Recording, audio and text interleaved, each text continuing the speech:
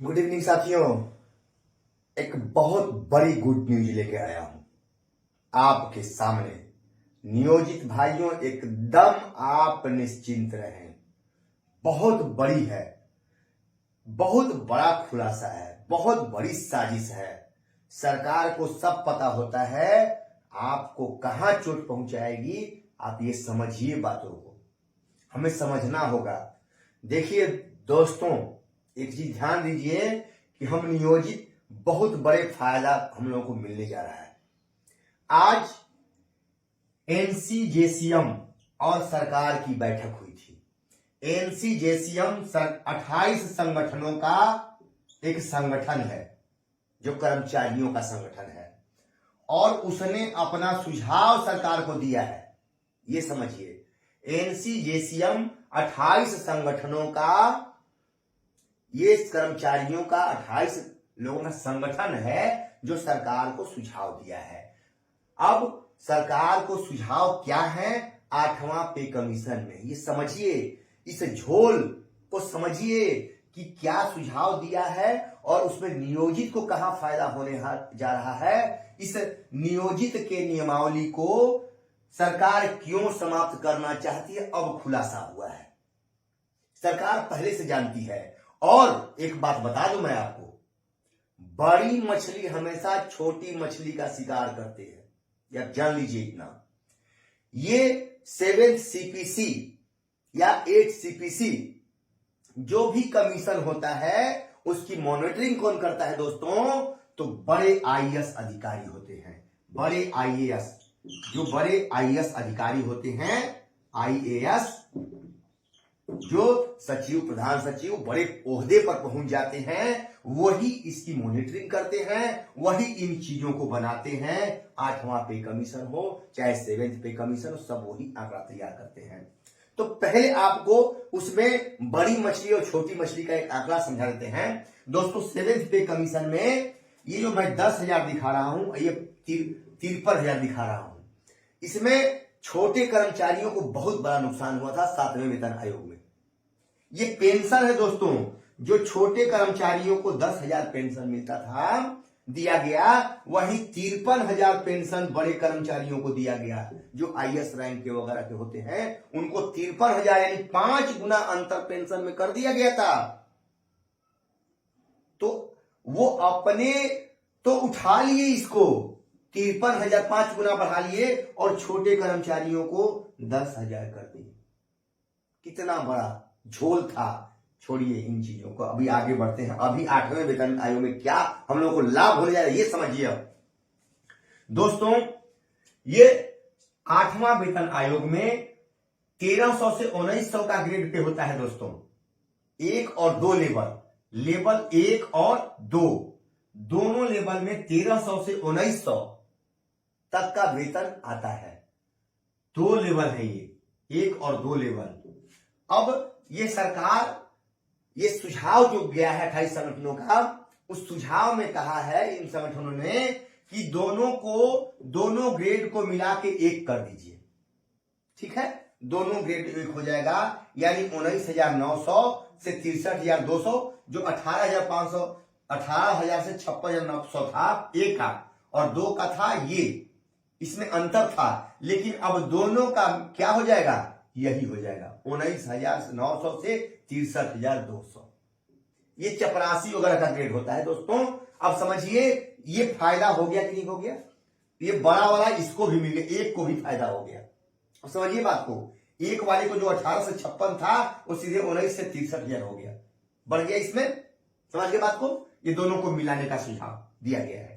अब हम लोग दोस्तों किस कैटेगरी में आते हैं? हम लोग लेवल 3 और 4 में आते हैं, जिसमें 2,000 क्लर्क लोग आता है, और 2400 जो ग्रेड पे था हम लोग का, उसमें 3 और 4 आता है 2,2400, जो बेसिक ग्रेड और स्नातक ग्रेड के शिक्षक आते हैं, दोनों ग्रेड में, जो हम लोग की नियमावली में है, 2020 वाली नियमावली में है।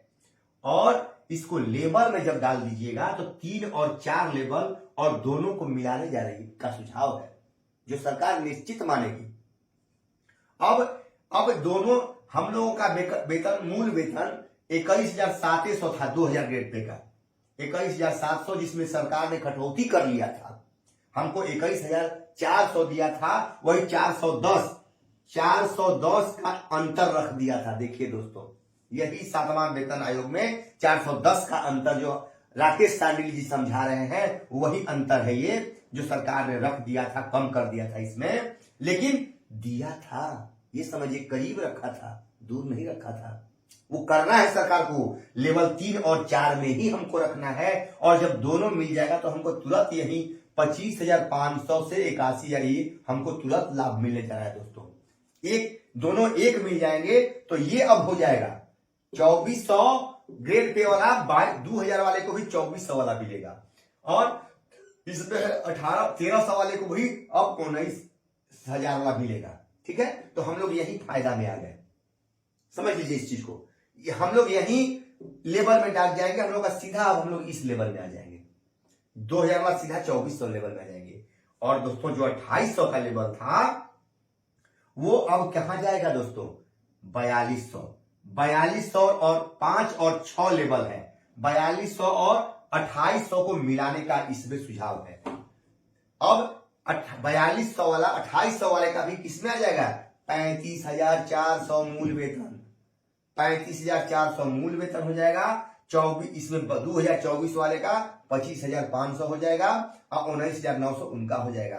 दोस्तों समझिए, आप प्रमोशन जब करके इसमें आएंगे 2800 से 4200 वाले में, 2400 तो ऑलरेडी आपका हो जाएगा 8वें वेतन आयोग में, इसमें तो स्वयं आप आ जाएंगे। अब आप प्रमोशन करेंगे तो कहां जाएंगे, अब बेसिक और ये दोनों एक हो गया। अब आप प्रमोशन करके मेरे दोस्तों कहां जाएंगे, 2800 से 4200 वाले में, यानी 35,400 आपका मूल वेतन होगा। देखिए, यही आंकड़ा तो सरकार आप लोगों को से छुपा रही थी और आप लोग भाग गए विशिष्ट में। अरबों रुपया सरकार बचाई है आपसे, खरबों रुपया बचा ली है। यही आंकड़ा जो 8वां में होने जा रहा है, और समझौता है केंद्र और राज्य से कि जो लागू करेगा वो आपको देना है, राज्य सरकार को भी देना है। अब नियोजित पर लागू होगा कि नहीं ये सुन लीजिए। जब 7वां हमारे ऊपर लागू हुआ तो आप पर हमारे ऊपर 8वां क्यों नहीं लागू होगा, होना है, नियमावली में है, कोई माई का लाल रोक नहीं सकता है उसको। अब देखिए, अब जब ये आप जान गए दोस्तों, तो ये थोड़ा सा समझ लीजिए कि भाई आप जो है विशिष्ट भाई, आप इसके 5200 वाले में आप हैं ही नहीं। बात समझिए, राज्यकर्मी के वेतन में आप ये नहीं है। ये पूर्व से लेवल जो है आप में, अब जो कहते हैं कि ग्रेड पे खत्म, ठीक है, इसको खत्म मान लेते हैं, ग्रेड पे को खत्म मान लिए, ठीक है, आप लोगों की बात मैंने मान ली विशिष्ट वालों की, तो ठीक है भैया, ये तो लेवल में सेट कर दिया ना ग्रेड पे। ये ग्रेड पे कहां आ गया, 1-2 लेवल में आ गया, समझिए बात को, ये लेवल में शिफ्ट कर दिया है। ऐसा नहीं कि ये हवा में खत्म हो गया, इसका कोई मतलब है नहीं, ये चीज इस लेवल के रूप में आ गई। ये लेवल में इसको डाल दिया, फिक्स कर दिया, ये लेवल में इसको डाल दिया, तो हम तो यहां से घसक के यहां आ गए। लेकिन भाई विशिष्ट भाई से मैं पूछना चाहता हूं कि आप लोगों का फिक्स है 25,000, ये कोई लेवल है, किसी राज्य कर्मी वाले उठा के देखिए तो है लेवल, कोई नहीं है। समझिए बातों को, ये नियोजित की विजय है, सरकार हार रही है, सरकार परेशान है इसी बात से कि नियोजित वाला नियमावली तो ये सब जाएगा नहीं तो खत्म कैसे होगा। सरकार नियोजित के नियमावली 2020 को खत्म करना चाह रही है कि इसमें से सारे नियोजित निकल जाए, विशिष्ट बन जाए, काम खत्म, 5200 का खेला खत्म ही कर दो। अब वो रहबे नहीं करेगा, कहानी खत्म, और 25,000 फिक्स रहेगा, तो इनको 7th पे लागू करेंगे, तो इसमें से किसी में अइबे नहीं करेगा तो लागू कहां से होगा। इनके अपने हिसाब से सरकार बैठाएगी, अपना अधिकार होगा शिकार का, सरकार का, वो 7th CPC से इनको मतलब, 8 CPC से इनको मतलब नहीं होगा, काम खत्म यहीं पे। सरकार के अब बिहार सरकार के रहमो करम पे होंगे, और हम केंद्र सरकार लागू करेगी, जब कर्मियों पर लागू करेंगे, केंद्रीय कर्मियों पर लागू होगा, राज्य कर्मी पर ये लागू करेंगे तो हमारे ऊपर लागू होगा, ऐसा नियमावली में सरकार हमारी कही है। उसी बात से डर करके नियोजित नियमावली को खत्म की जा रही है, समझिए। और अब भी जो विशिष्ट भाई हैं नहीं गए हैं, आप रुक जाइए, इस चीज को समझ लीजिए। बहुत बड़ा आंकड़ा देखा हूं, न्यूज को जाके देखिए। हम एक एक चीज ध्यान रखते हैं, परिश्रम करते हैं, तब आप लोग पहुंचाते हैं। ये आप समझिए इन बातों को। ये बहुत बड़ा आंकड़ा दिया हूं और नियोजित के लिए बहुत बड़ी खुशखबरी है कि अब नियोजित भाई छोड़ करके भूल कर मत जाना, अन्यथा कपार पीटोगे कपार। मैं कह दे रहा हूं, सिर पीटना पड़ेगा। ये जो मैं दे रहा हूं ना, बहुत परिश्रम करता हूं इस पे, 2 घंटा बैठा हूं मेरे भाई, तब जाके ये आंकड़े निकाला हूं। और उसमें कई भाई लगातार फोन कर रहे हैं, उनके क्योंकि मेरा कंसेप्ट नहीं हो पाता है, बैठ नहीं पाता हूं, क्योंकि इतना फोन भाइयों का आता है कि मैं परेशान हो जाता हूं।